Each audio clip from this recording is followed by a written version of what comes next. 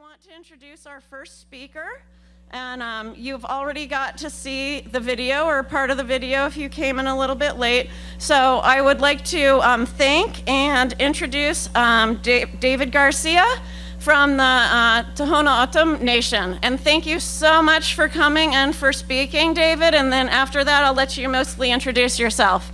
Thank you.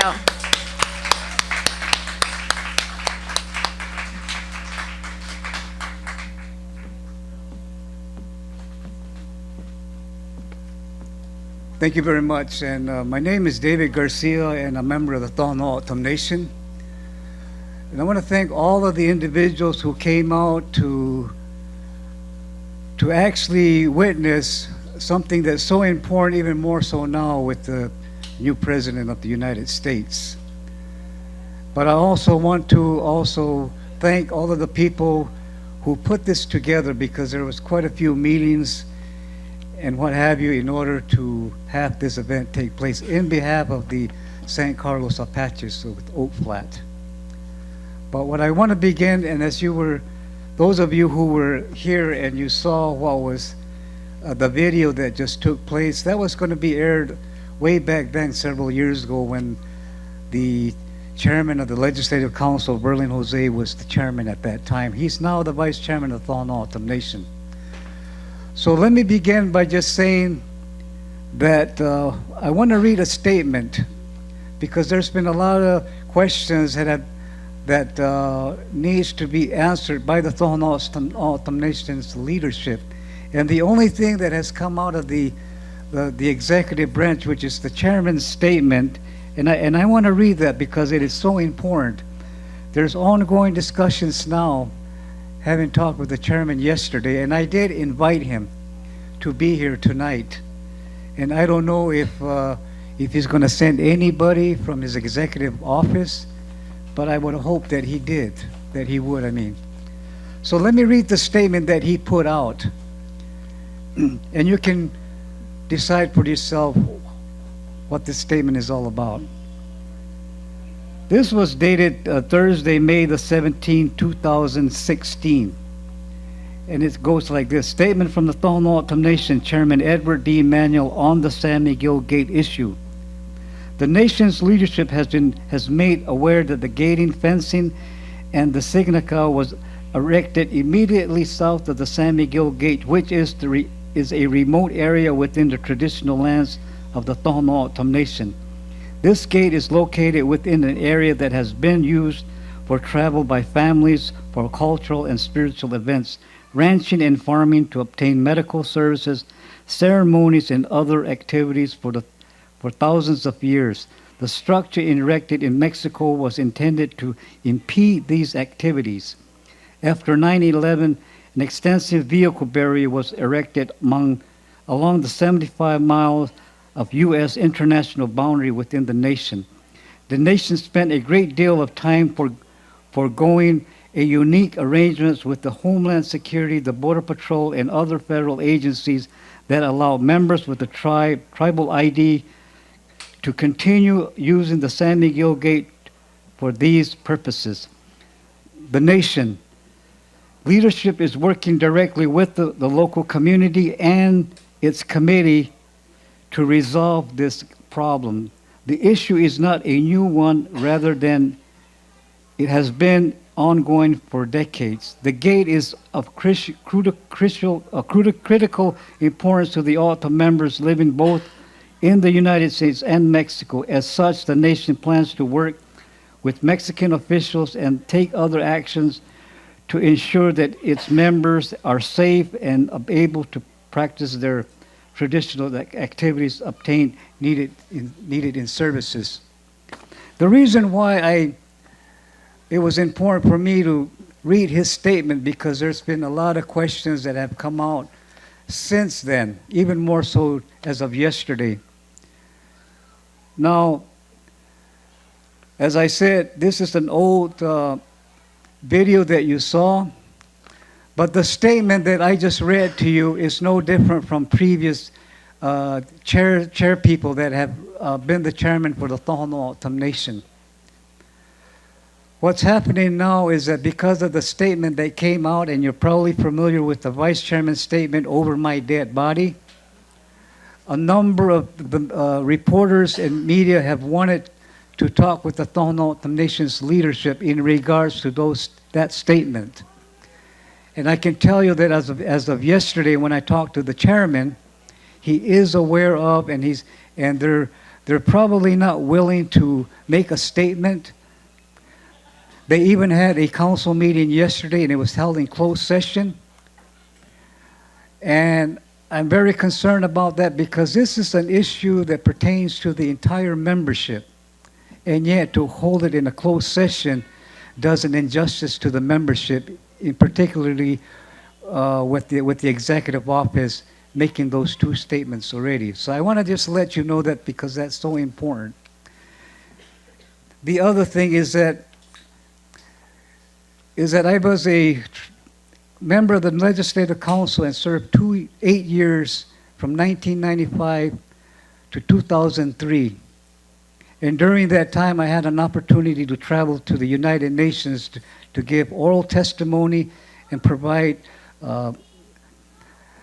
documents to protect the Tohono O'odham Nation as well as our members that live in the state of Sonora in the country of Mexico.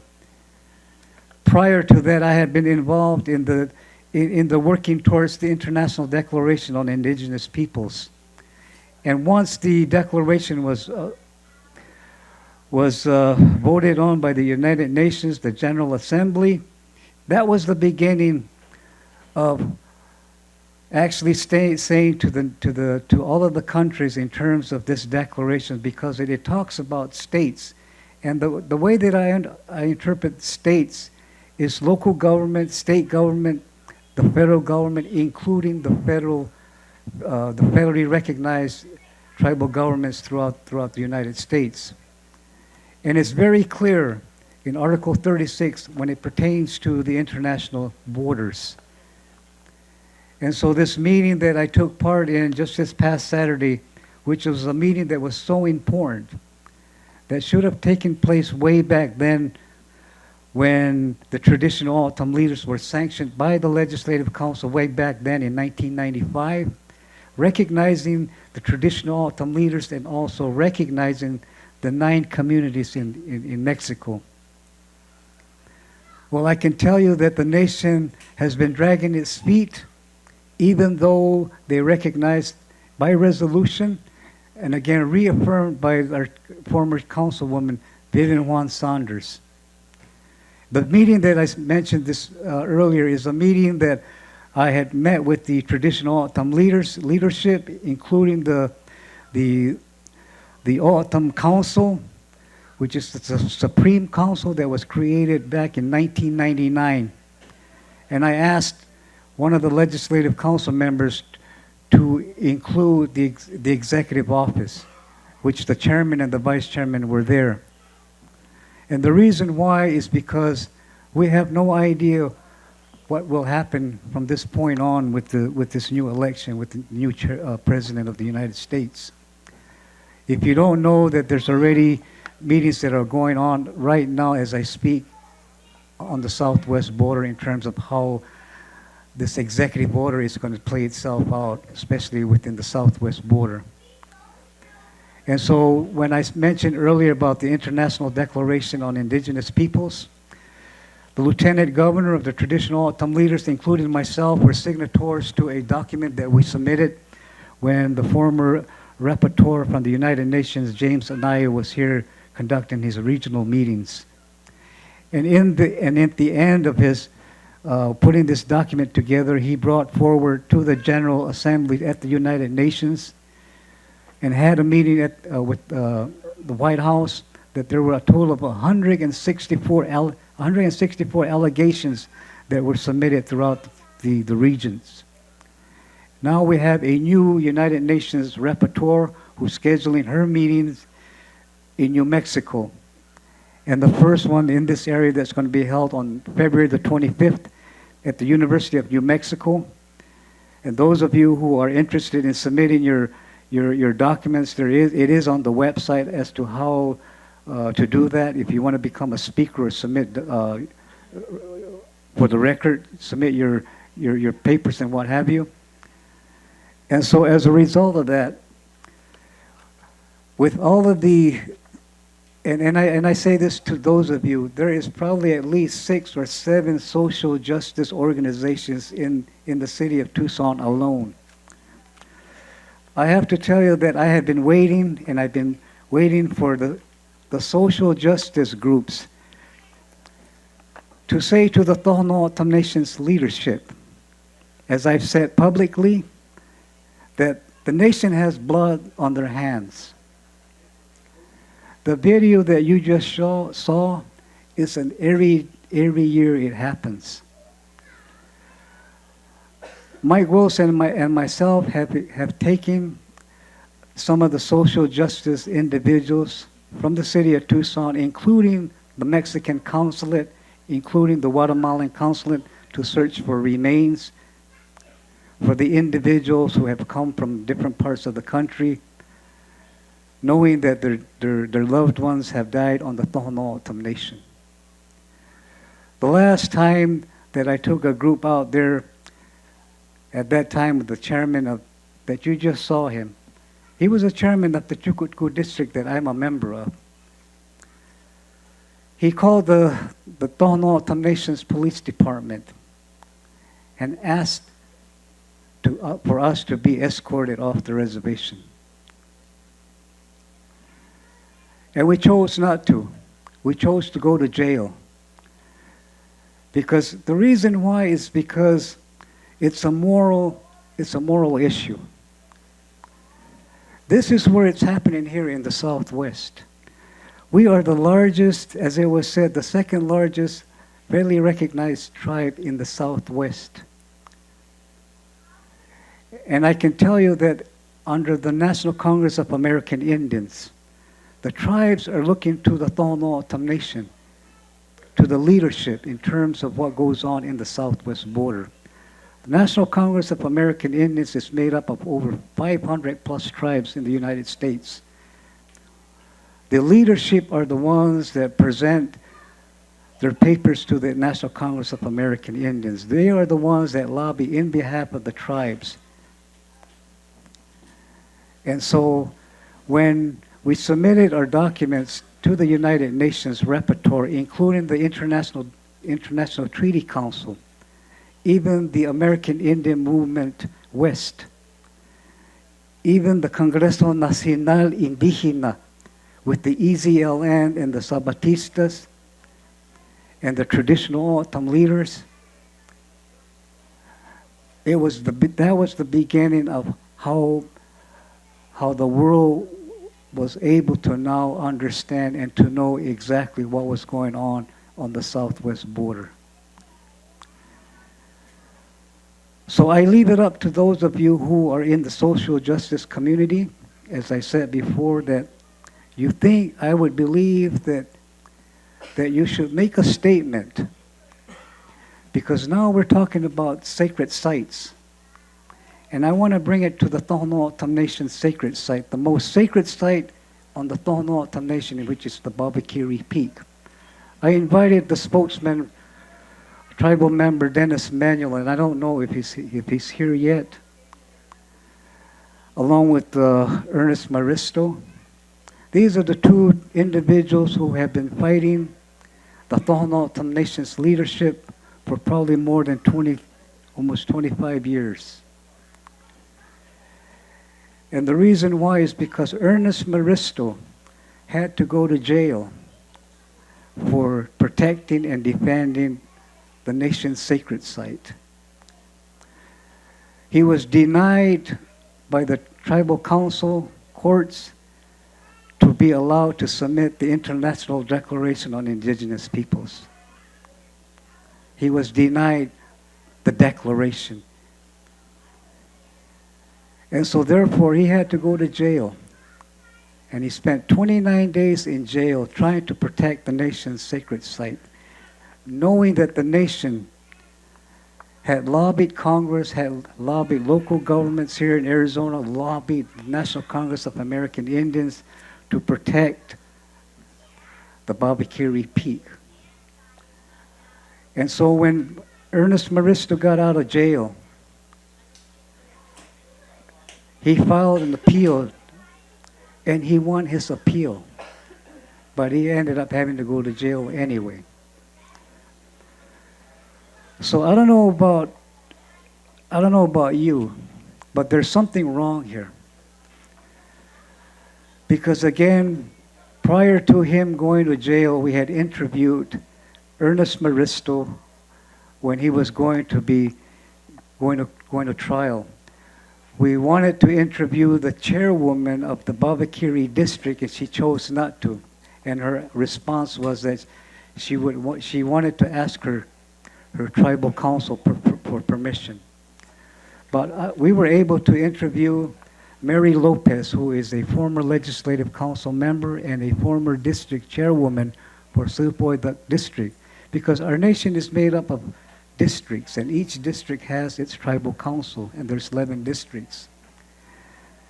And so the legislative representative from Supoy district, and I'm paraphrasing this, is that yes, she understands that the sacred sites are very important. Yes, that there is the language in our nation's Tohono Constitution that goes like this: local concern. Local concern is an issue when it pertains to more than one district. Well, the Babakiri Peak is a local concern where it takes all the nation's members to participate in the discussion about the Babakiri Peak. And so she was very vague in her answer, because she realized, as I started to ask her, well, what about what about your sacred site that's within your own respective district? And the position that she took was that it was a district's concern, when in fact it's not a district concern. It's a concern about the entire membership. The other thing with the Babakiri sacred site and all other sacred sites, not only on the nation but also in the state of Sonora, because we have members who are fairly recognized by resolution by the Tohono O'odham Nation's leadership, who also are being denied entry into the United States. And in the declaration, again, it speaks to the language. And so when we talk about the declaration and actually what's the reality of what's happening with our tribal government, it's actually a form of racism, a form of discrimination, and a form of not being allowed to be a part of the nation. And yet, they carry the same tribal ID card that I carry in my pocket. It's just that way back then, when our former chairman, Ned Norris Jr., did away with the workings of where they would be able to, and I'm talking about individuals who live in the country of Mexico, all they had to do was either carry their visas, or they could fill out a form at the enrollment office.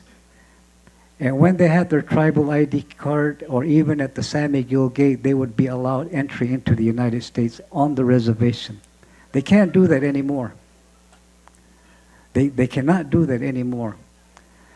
Which means that a lot of our tribal members who live in the country of Mexico, in the state of Sonora, cannot utilize the services, which are the health services at the Sal's Hospital, or at the clinics that are out on the main reservation, let alone the clinic up at Santa Vera.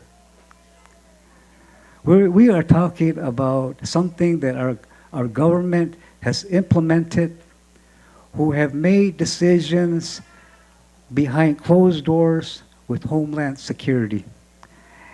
And let me just say, and I'll end it here. When the former Secretary of Homeland Security was here at the University of Arizona at the law school, his theme was the rule of law. And he talked about the rule of law. And when he finished his speech, they had a Q&A. And so I was recognized. My intent was not to ask a question. My intent was to make a statement. And my statement simply went like this. There's no such thing as the rule of law. When Homeland Security waived all of the 35 plus congressional acts was that to protect the country of the United States, these were acts that were going to protect federal and state lands throughout the United States. We're talking about natural resources, we're talking about sacred sites, but specifically Indian country. And when you talk about the rule of law, what about our tribal members who are members of the nation who cannot even come into the United States to utilize the nation's services? I know that he wasn't very happy with that statement. The next day, somehow he ended up in Sells, Arizona, and there was a picture of the tribal leaders standing next to him. See, I was asked to go to Standing Rock, and I said no. And the reason why I said no was because I didn't want to be that tribal member going with tribal leaders, being paraded around, being photographed. I didn't want to be that individual that would be used in that manner. But what I had suggested to the tribal members had asked me to go because they felt that I was one of the people that I should be going. And I said, what I'd like you to do, either you say it in Standing Rock, or you wait till you come back to the nation, is that I want you to let the leadership know that if they can go to Standing Rock in solidarity with what's happening in Standing Rock, they can surely do the same thing what's happening in the Southwest with the Tohono O'odham Nation.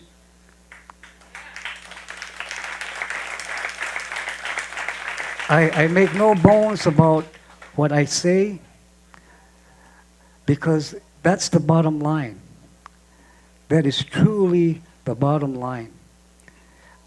As an activist, I do not pick and choose my fights. I learned that a long time ago when I was asked in O'odham, where did you get your right? Where did you get your strength for you to say what you say? And I say this in O'odham. I know where I got my authority. From my elders. See, I went to a lot of meetings where my elders were talking what was happening then and what they were going to see happening in the future.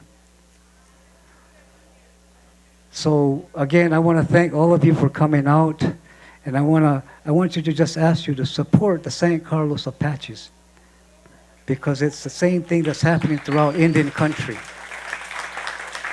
This is the fight that we now have. When you hear this president talking about privatizing reservations now. Privatizing reservations. Thank you very much.